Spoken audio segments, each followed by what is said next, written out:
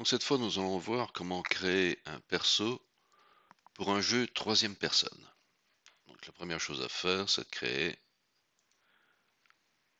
un character blueprint. Donc ici, vous choisissez character. Donc j'en avais déjà un ici, j'en ai refait un. Et vous avez d'office en fait la capsule, donc la capsule de collision. L'arrow qui vous donne donc la direction du perso. Un mesh que vous pouvez affecter ici. Et le character movement qui vous donne donc les general settings, tout pour la marche, tout pour le saut, la nage, le vol, et ainsi de suite. Oups, bêtise. Ensuite, ce que vous pouvez faire, étant donné que ce sera un jeu troisième personne, c'est rajouter ici un spring arm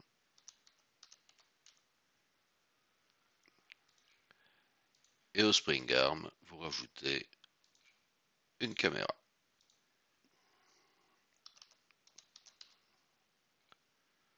Caméra simple. Donc votre caméra sera liée au spring arm. On va retourner dans celui qui était déjà fait. Voilà. Quand c'est bien compilé, ça doit ressembler à ça. Et donc, si je teste ceci, ben, il ne se passera rien en fait. Pour que votre personnage, enfin, qui n'est pas encore un perso, devienne le pawn par défaut, vous devez passer par le game mode.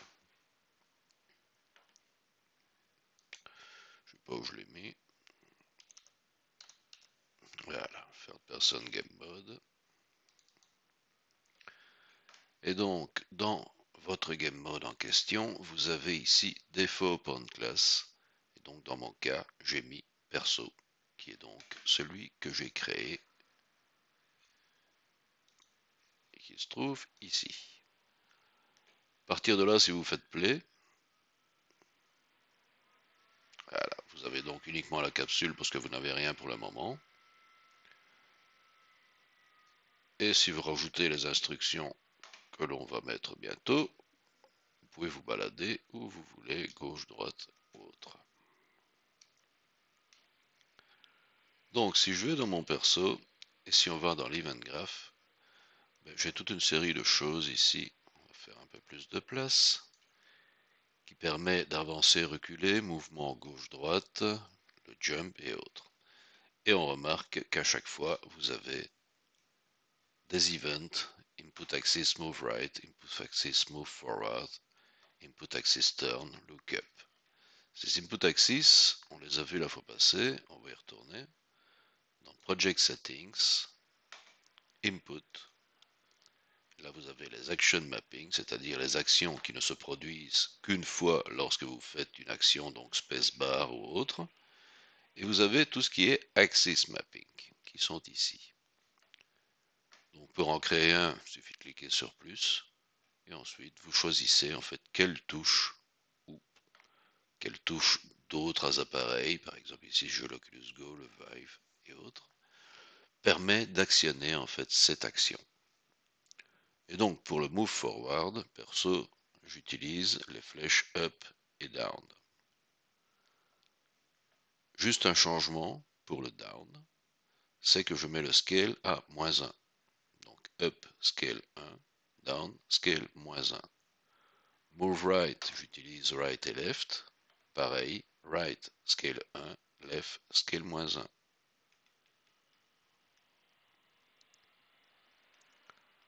Pour le turn, j'utilise le mouse X. Pour le lookup, le mouse Y. Et donc si je retourne, j'ai bien ici mes inputs.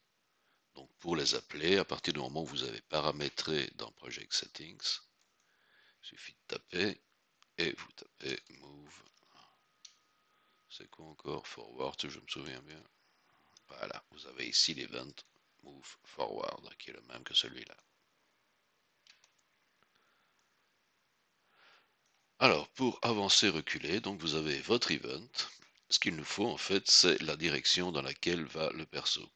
Donc, j'ai pris la caméra, donc il suffit de prendre la caméra, de la mettre sur l'event graph. De la caméra, vous tirez le get forward vector. donc le vecteur qui va en avant. De l'input axis, vous faites un add movement input. L'axis value, donc celui qui est à plus 1 ou à moins 1, va sur le scale value. Le get forward vector va sur le world direction. Donc rien qu'avec ça, touches up et down vous font avancer ou reculer. Mouvement gauche-droite, pareil, on repart de la caméra et on fait un get right vector. Add input movement. Axis value sur le scale value. Le get right vector dans le world direction. Le jump, input axis jump, pressed jump. Là, la fonction existe déjà, sans problème.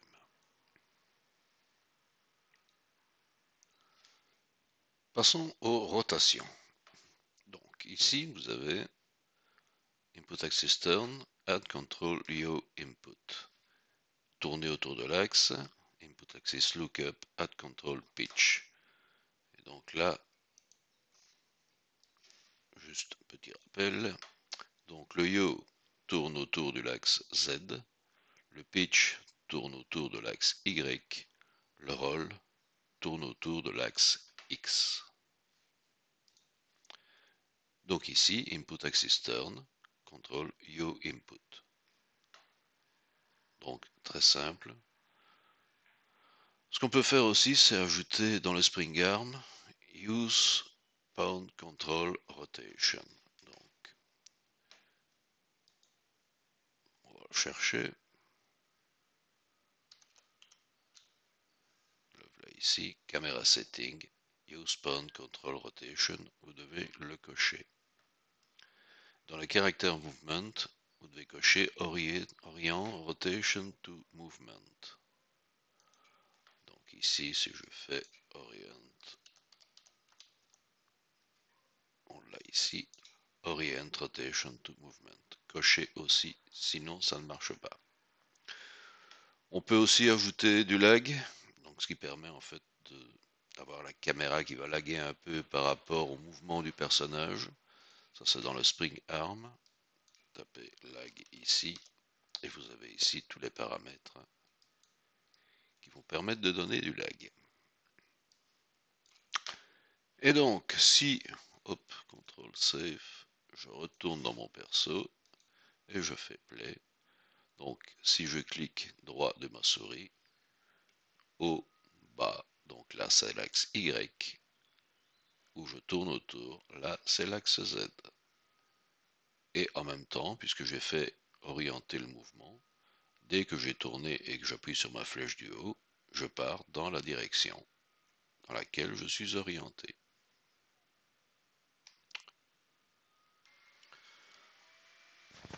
On va maintenant s'attaquer à l'importation du personnage. Bon, il y a un tas de moyens de faire des persos, évidemment. Moi, je fais simple. Je vais l'importer depuis Mixamo. Donc, Mixamo. Il faut d'abord, évidemment, vous créer un compte. Et ensuite, vous avez accès, en fait, à tous les personnes.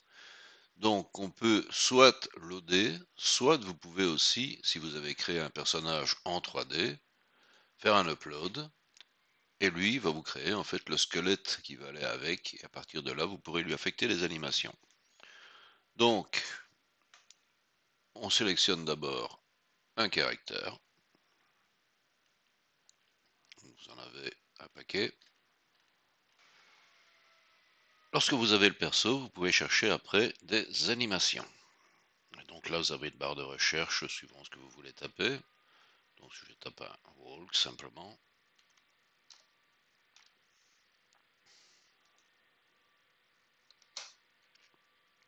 voilà, je vais avoir toute une série de marches.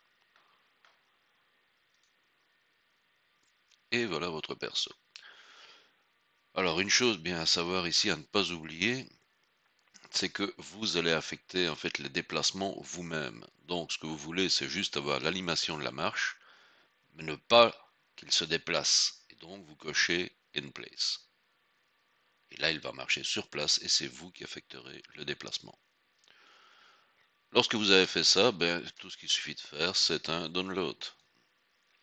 et donc format FBX, ce qui marche bien, 30 frames par seconde, c'est bien.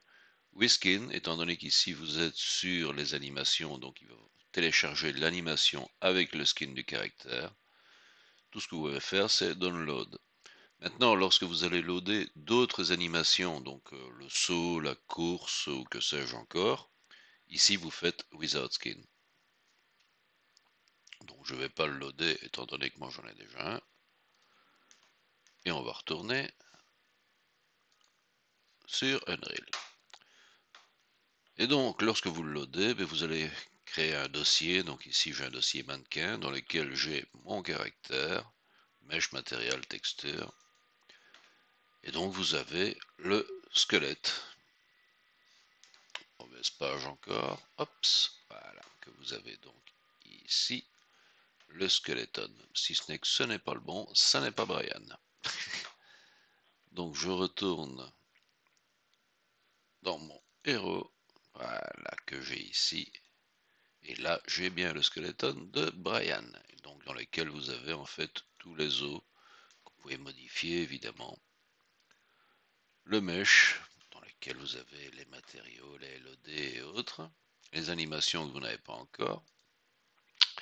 Et tout ce qui est physique, autrement dit, tout ce qui est collision. Pour l'affecter à votre perso qu'on avait créé tout à l'heure, donc vous avez bien votre personnage, donc ceci on verra plus tard.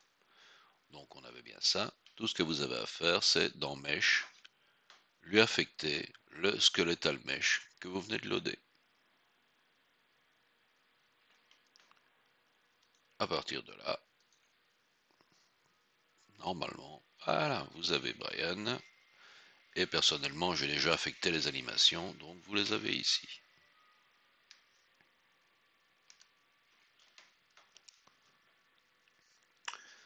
Alors, en ce qui concerne les animations, ben, il vous en faut plusieurs, donc à loader chez Mixamo. La première, c'est l'idle, autrement dit, c'est la position statique, dans laquelle ben, il bouge pratiquement pas. On le voit respirer, il bouge un peu, très légèrement.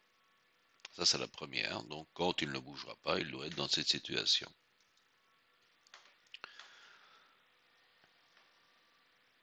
Un walking, qui ne sera pas vraiment nécessaire dans ce cas-ci, étant donné qu'en général, on fait un walking quand on joue par exemple avec un joystick et suivant en fait la poussée que vous mettez, ben, vous allez plus ou moins vite. Ici, c'est une flèche, donc vous serez toujours au maximum, donc il sera toujours en running.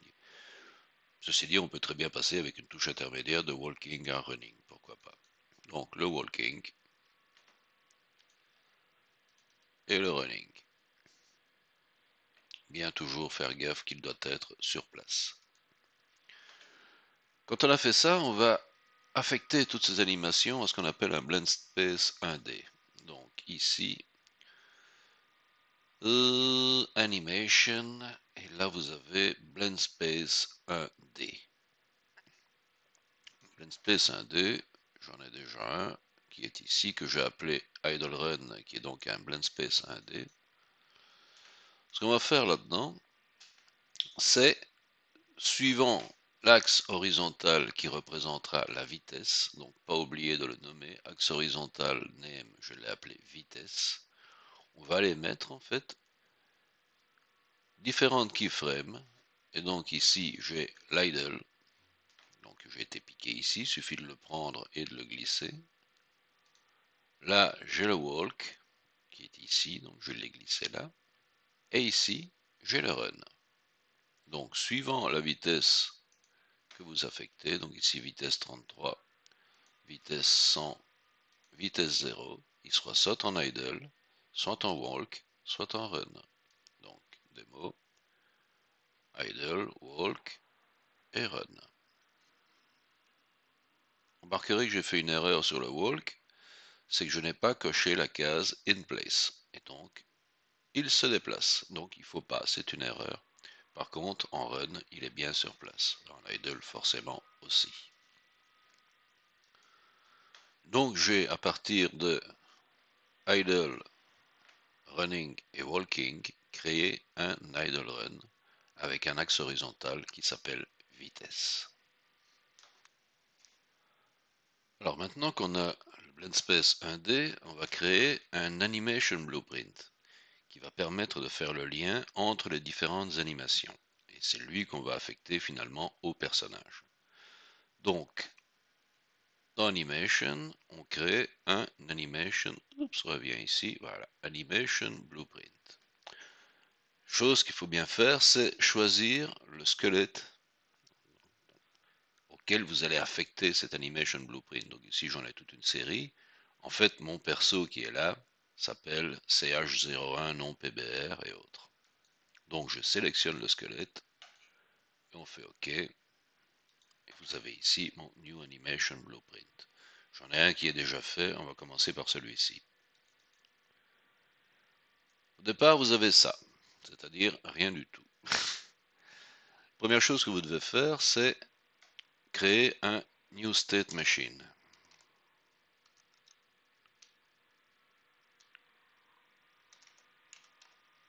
Add New State Machine. Et vous reliez vos deux persos. Ça, c'est la première chose. Ensuite, double-cliquez sur le New State. Vous avez un entry avec rien.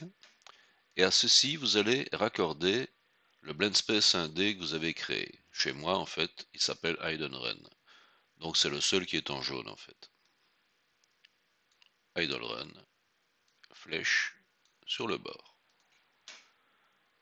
Là, vous avez déjà quelque chose. Compile, save. Bon. Donc, vous avez ici possibilité de revenir en arrière à chaque fois. Si vous l'essayez tel quel, ça ne fonctionnera pas. Parce que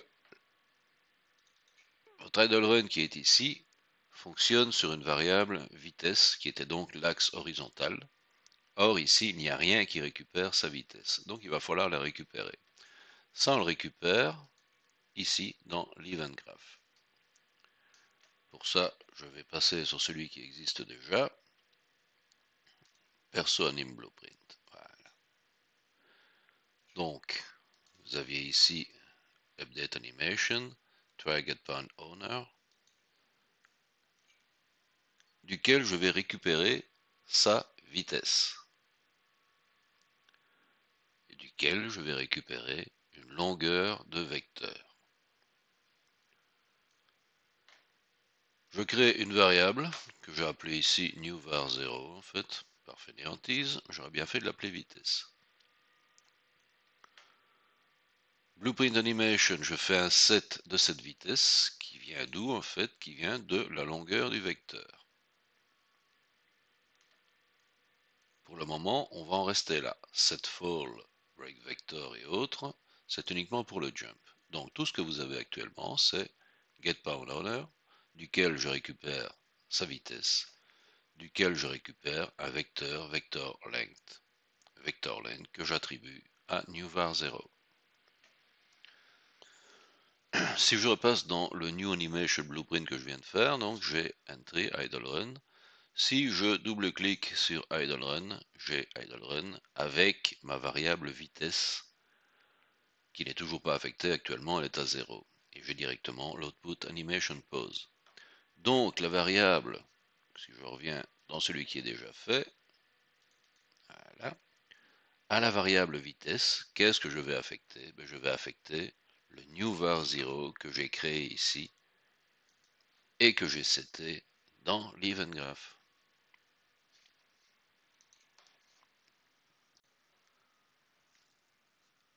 À partir de là, tout ce qu'il vous reste à faire, c'est de repasser dans le perso. Vous avez ici donc le mesh de Brian. N'oubliez pas toujours de l'orienter par rapport à la flèche de déplacement. J'ai donc le mesh qui est donc un CH01 et autres. Et juste au-dessus, vous avez Animation. Je fais un Use Animation Blueprint. Donc on pourrait faire aussi Custom Mode Animation Asset. Donc ici, j'utilise l'Animation Blueprint que je viens de faire. Et je lui affecte Perso Anim Blueprint. Perso Anim Blueprint. À partir de là, votre personnage, suivant sa vitesse, adoptera un idle, un walk ou un run.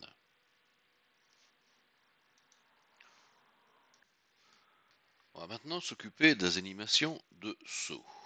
Là, il y aura une partie qui se trouvera dans l'event graph du personnage et une partie qui va se trouver dans l'animation blueprint. On va faire communiquer les deux. Donc, j'en étais à entry idle run, et ici j'ai une animation jump. Donc, que j'ai été chercher ici, j'ai le jump que j'avais loadé, je le mets sur écran et je relie les deux. D'office, il va vous créer ceci. Ceci qui est en fait la condition pour passer de l'idle au jump.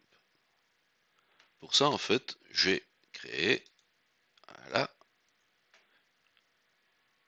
une variable jump qui est ici. Donc, je crée une variable jump result.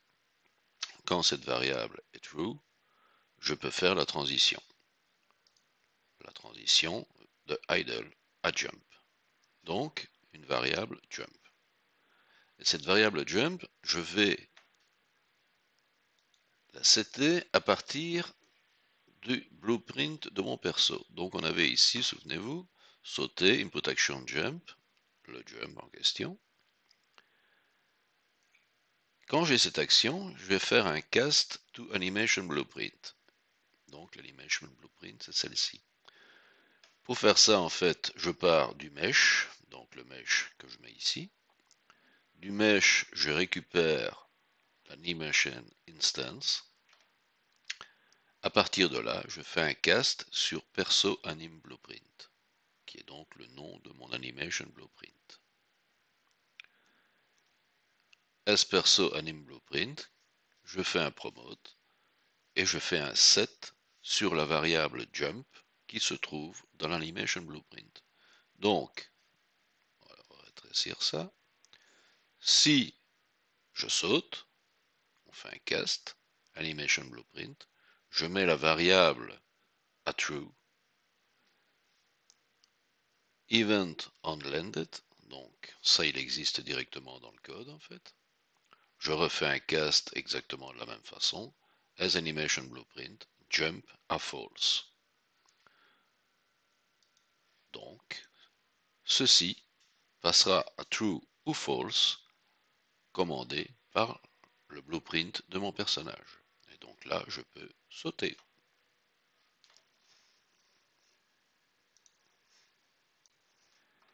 Reste l'animation pour retomber. Donc vous avez un jump, il saute, puis à un moment il va retomber. Et donc vous avez une autre variable ici de condition pour arriver à l'animation fall.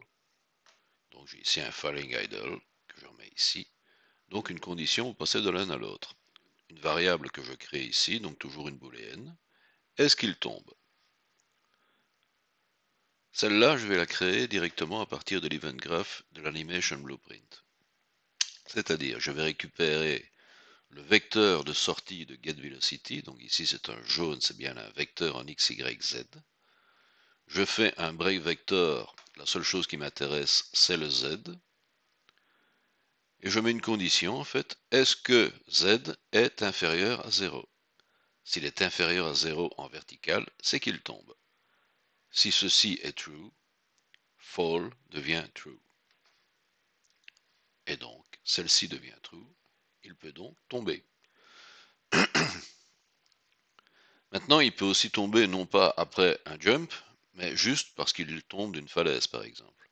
Donc, je vais faire un passage direct de l'idle run au fall, avec toujours la même variable fall. Même chose, quand il est atterri, il doit se remettre en idle, donc j'ai la même, fall, mais en note. Donc, double-clic, fall, not, result. Donc ici, j'ai l'inverse du fall, en fait. À partir de là, compile save, si je fais un play, ça tombe bien, j'ai une falaise. Hop, il se met directement et il revient à son idle. Et jump, et j'ai les deux. Donc là, il saute et l'animation de redescente. Ce sera tout pour cette petite fois.